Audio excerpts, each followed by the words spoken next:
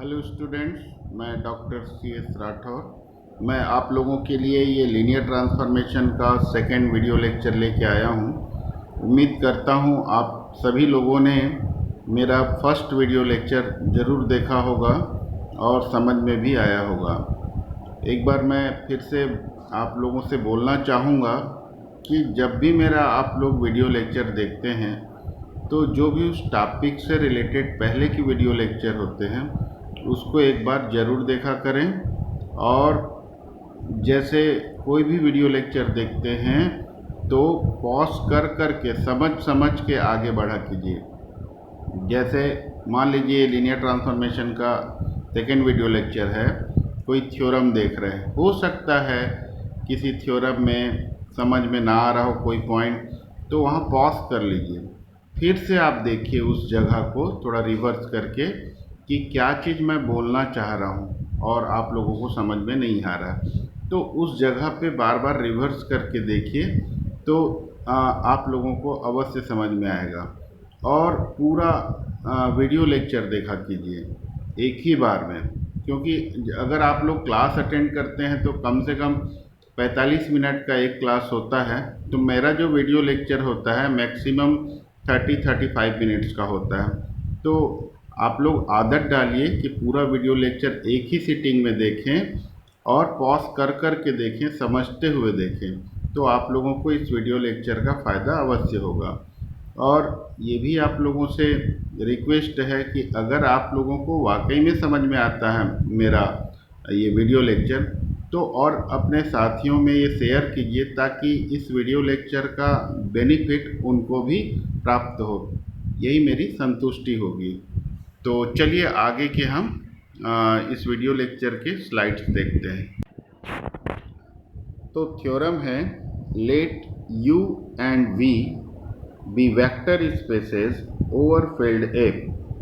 Let u and v be vector spaces over filled F and F from u to v be a linear mapping. Then F is 1 if and only if kernel F has exactly one element 0 vector. तो F already दिया है, एक linear transformation है, तो F11 होगा तो kernel F में exactly one element 0 होगा, और कर्नेल F में अगर एग्जैक्टली एक एलिमेंट 0 है तो F11 होगा। इफ़ एंड ओनली इफ है, दोनों साइड से इस थ्योरम को प्रूफ करना है। तो पहले हम क्या मान लिए, कर्नेल F में एग्जैक्टली एक ही एलिमेंट है 0 वेक्टर, ये वाला मान लिए। तो क्या प्रूफ करना है, F को 1 प्रूफ करने के लिए क्या करते हैं, F of alpha equal to F of beta ले लेते हैं।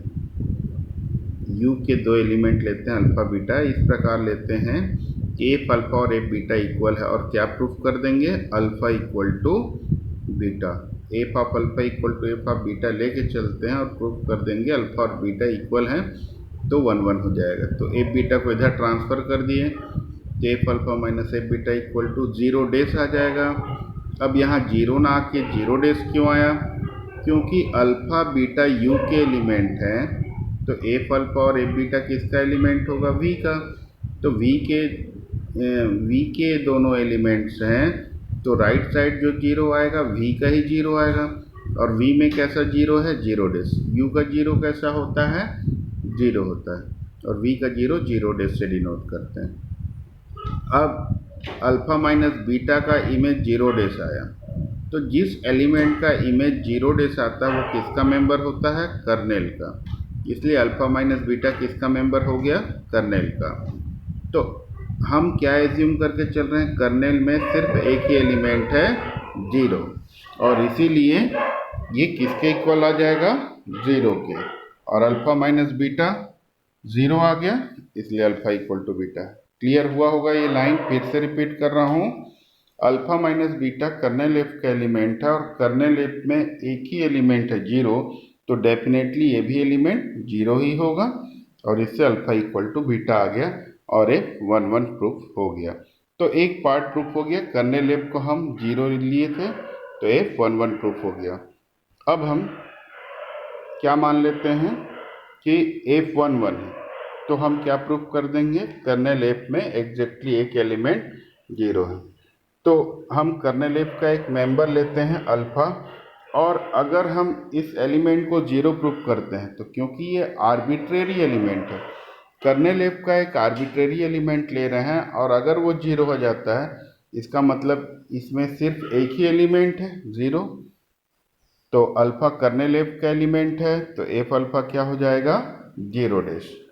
और ये लीनियर ट्रांसफॉर्मेशन की प्रॉपर्टी हमने लास्ट वीडियो लेक्चर में देखा, एफ 0 इक्वल टू 0 डैश होता है तो 0 डैश की जगह एफ 0 लिख सकते हैं।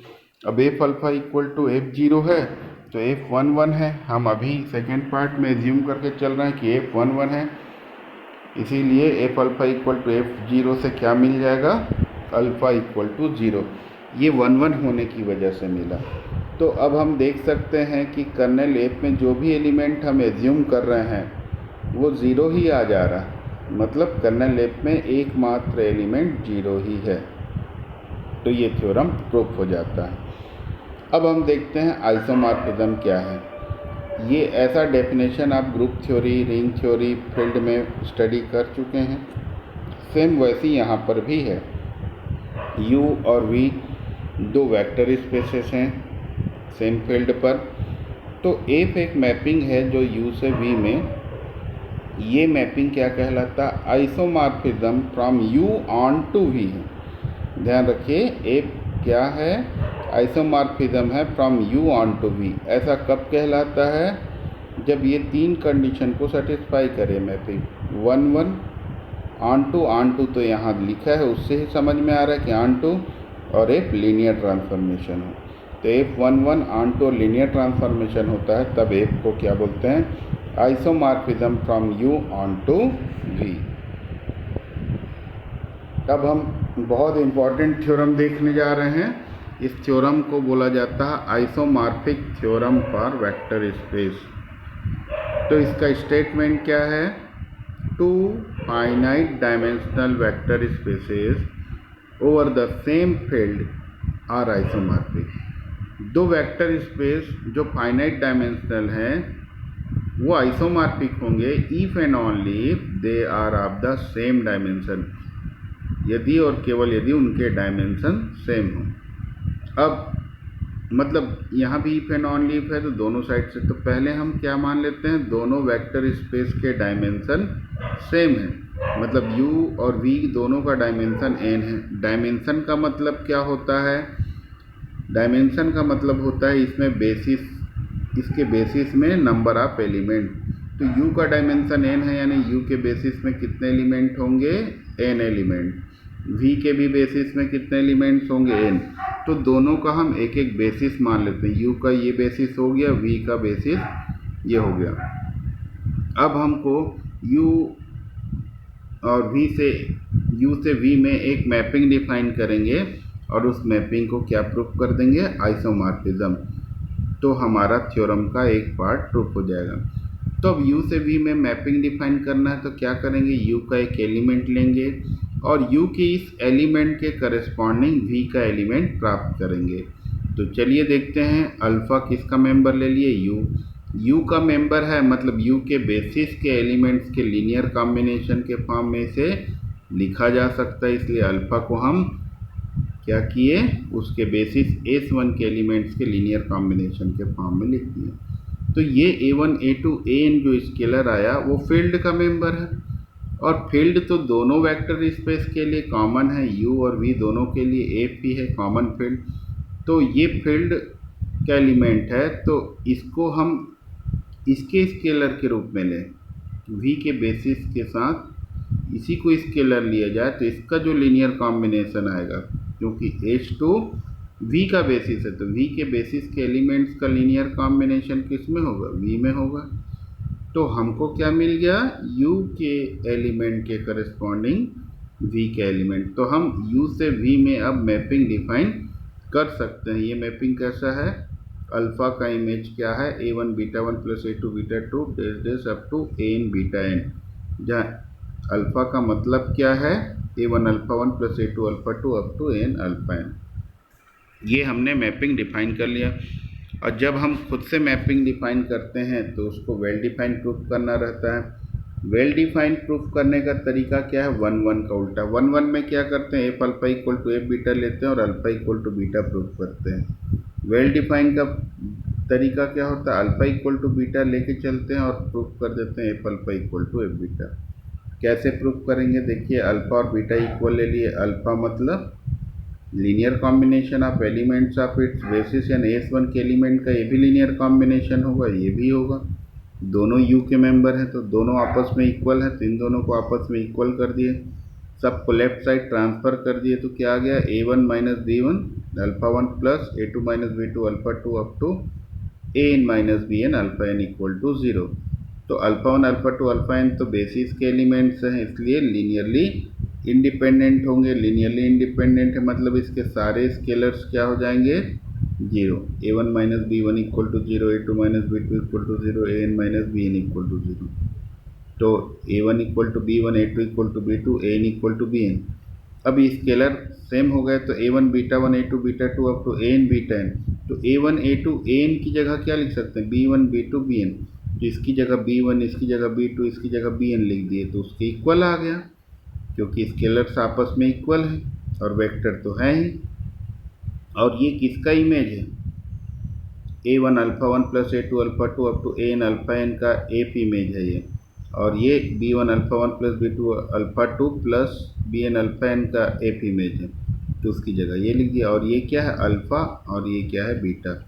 तो हम अल्फ़ा इक्वल टू बीटा लेके चले थे और प्रूफ हो गया F alpha equal to F beta. इससे एफ क्या प्रूफ होता है, वेल डिफाइन। अब वेल डिफाइन है, अब इसके बाद इसको आइसोमॉर्फिज्म प्रूफ करना है, तो क्या क्या प्रूफ करना होगा। अभी हमने डेफिनेशन में देखा F is 1-1, F is onto, F is linear transformation. तो 1-1 प्रूफ करना तो अब इजी हो गया, इसी को रिवर्स डायरेक्शन में ले जाएं तो 1-1 हो जाएगा। देखिए यहाँ पे अल्फ़ा बीटा वैसे ही लिए जैसे वेल डिफाइन प्रूफ करने के लिए। अब F alpha equal to F beta लेंगे और प्रूफ क्या करेंगे, अल्फ़ा इक्वल टू बीटा। तो F alpha equal to F beta ले लिए। अल्फ़ा का मतलब यहाँ पर ये है, बीटा का मतलब ये रख दिए। अब इसका इमेज क्या हो जाएगा, जहाँ जहाँ अल्फ़ा 1 अल्फ़ा 2 अल्फ़ा n, वो बीटा 1 बीटा 2 बीटा n हो जाता है, जो हम डिफाइन किए हैं इक्वेशन 1 से। देख सकते हैं फिर से, ये देखिए इक्वेशन 1 से जो अल्फ़ा था, अल्फ़ा 1 अल्फ़ा 2 अल्फ़ा n था अल्फ़ा में, उसका इमेज बना तो उसकी जगह क्या आ गया, इक्वेशन 1 में देख सकते हैं बीटा 1 बीटा 2 बीटा n आ गया। अब यहाँ पे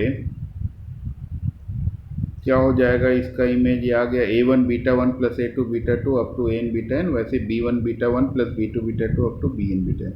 सबको लेफ्ट साइड ट्रांसफ़र कर देते हैं, a1 minus b1 beta 1 plus a2 minus b2 beta 2 up to an minus bn beta n equal to 0 डेस।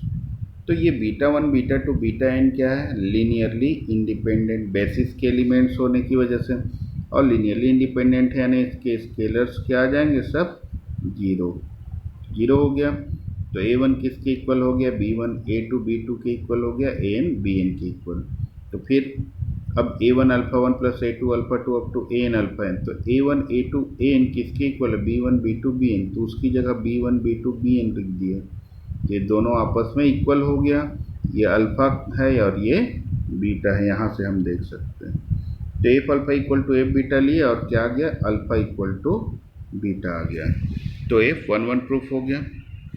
अब एफ को ऑन टू प्रूफ करना है, तो ऑन टू प्रूफ करने का तरीका क्या होता है, जैसे हम किसी फंक्शन को डिफाइन करते हैं तो u के एलिमेंट से v का एलिमेंट प्राप्त किए। देखें यहाँ हम एफ u से v डिफाइन किए, उसके लिए क्या किए, u के एलिमेंट से v का एलिमेंट प्राप्त किए। अब जब भी ऑन टू प्रूफ करना रहता है तो हमको क्या करना रहता है, v के एलिमेंट से u का एलिमेंट लाना रहता है और ये बताना पड़ता है कि v का ये एलिमेंट u के एलिमेंट का इमेज है।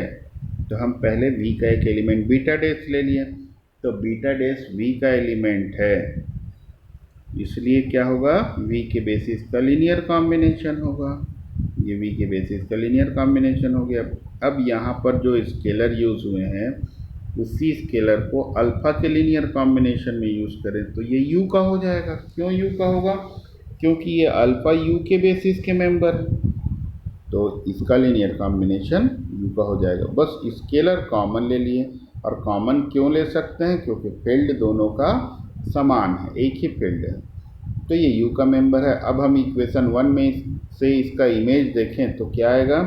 a1 beta 1 plus a2 beta 2 up to n beta n। मतलब हम जो बीटा डैश v का एलिमेंट लिए वो देख लिए कि u के एक मेंबर का इमेज है, तो v का प्रत्येक एलिमेंट u के मेंबर का इमेज है, इसलिए मैपिंग f क्या होगा? ऑन टू होगा। अब फाइनली हमको क्या शो करना होगा? आइसोमॉर्फिज्म के लिए हमने 1 1 और ऑन टू तो प्रूफ कर दिया, अब क्या बचा? लीनियर ट्रांसफॉर्मेशन प्रूफ करना। तो इसको लीनियर ट्रांसफॉर्मेशन प्रूफ करना तो अल्फ़ा बीटा u का एलिमेंट और ए बी एफ का एलिमेंट। अल्फ़ा बीटा का मतलब अभी देख चुके हैं, अल्फ़ा और बीटा का। अब A alpha plus B beta निकाल लेते हैं। अल्फ़ा की जगह a1 alpha 1 plus a2 alpha 2 up to an alpha n, plus beta की जगह b1 alpha 1 plus b2 alpha 2 up to bn alpha n। a1 और b1 अल्फ़ा 1 आ गया, a2 alpha 2 और b2 अल्फ़ा 2 में अल्फ़ा 2 कॉमन निकल गया। वैसे an alpha n plus bbn alpha n में अल्फ़ा n कॉमन निकल गया। तो अब ये इसका लीनियर कॉम्बिनेशन हो गया a alpha plus b beta. तो अब हम इसका इमेज निकालेंगे, क्योंकि लीनियर ट्रांसफॉर्मेशन के लिए हमको क्या प्रूफ करना रहता है? F of A alpha plus B beta equal to A into F alpha plus B into F beta. तो हमको A alpha plus B beta का इमेज निकालना था, इसीलिए हमने पहले A alpha plus B beta की वैल्यू निकाली। अब A alpha plus B beta की जगह जो निकालें उसको रख दिए। अब इसका इमेज क्या हो जाएगा? इक्वेशन 1 से जो अल्फ़ा है वो बीटा हो जाता है। अब फिर वही रिवर्स डायरेक्शन में चलते हैं, a1 बीटा 1 आएगा, a2 बीटा 2 आएगा, an बीटा n आएगा। सबसे a कॉमन निकालेंगे, वैसे ही आएगा bb1 beta 1 bb2 beta 2 bbn beta n, तो उससे b कॉमन निकालेंगे। ये किसका इमेज है?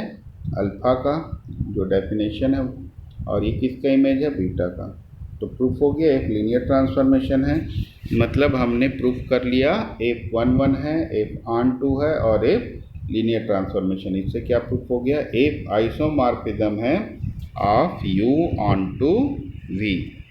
अब हम कन्वर्स पार्ट देखते हैं।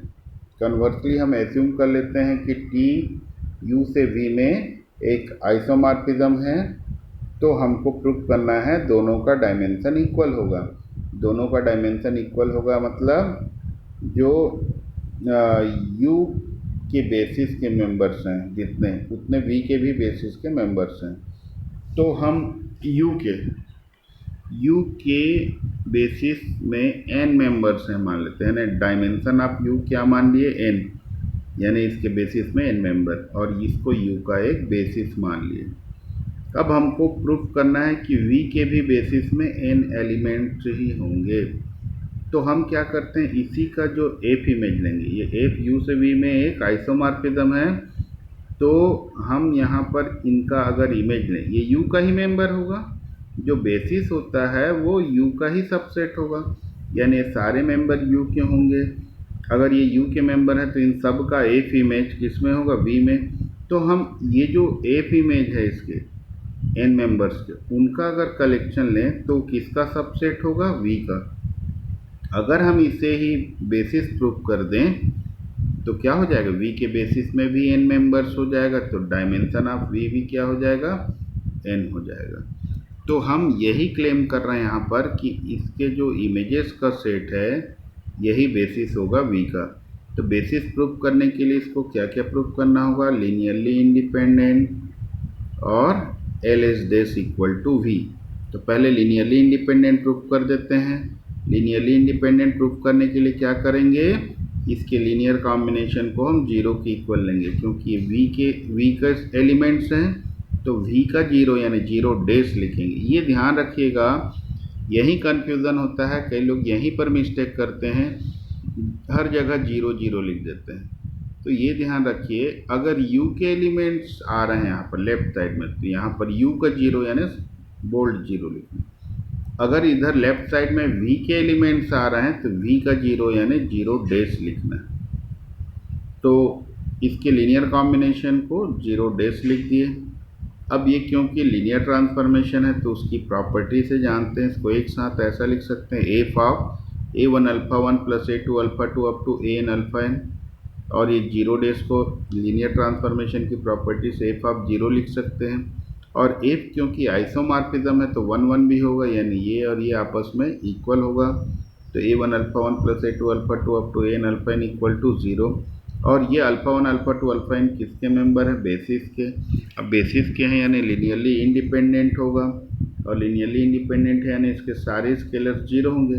तो अल्टीमेटली हम ये देख सकते हैं कि जो F alpha 1 F alpha 2 F alpha n का लीनियर कॉम्बिनेशन जीरो डैश रखे हैं तो इसके सारे स्केलर्स जीरो मिल गए, और इससे प्रूफ होता है कि एच डैश लीनियरली इंडिपेंडेंट है। तो देखिए बार बार लीनियरली इंडिपेंडेंट, बेसिस और लीनियर स्पान, इन शब्दों का यूज़ बार बार हो रहा है जो हमने फर्स्ट यूनिट में पढ़ा वेक्टर स्पेस में। इसीलिए आप लोगों से मैं बोलते रहता हूँ कि पिछले चैप्टर्स का बार बार रिवीजन करते रहिए, और बार बार रिवीजन करेंगे तो परफेक्शन भी आएगा, कॉन्सेप्ट एकदम क्लियर हो जाएगा, हमेशा याद रहेगा। चलिए अब सेकंड पॉइंट क्या प्रूफ करना बच्चा? L H dash equal to V. L H dash equal to V अगर प्रूफ कर देते हैं तो ये बेसिस बन जाएगा एच डैश। तो बीटा हम वी का एलिमेंट ले लेते हैं, क्योंकि एफ ऑन टू है आइसोमॉर्फिज्म होने की वजह से, तो जो भी v का एलिमेंट होगा वो u के किसी न किसी एलिमेंट का इमेज होगा, इसलिए F alpha equal to beta आ गया।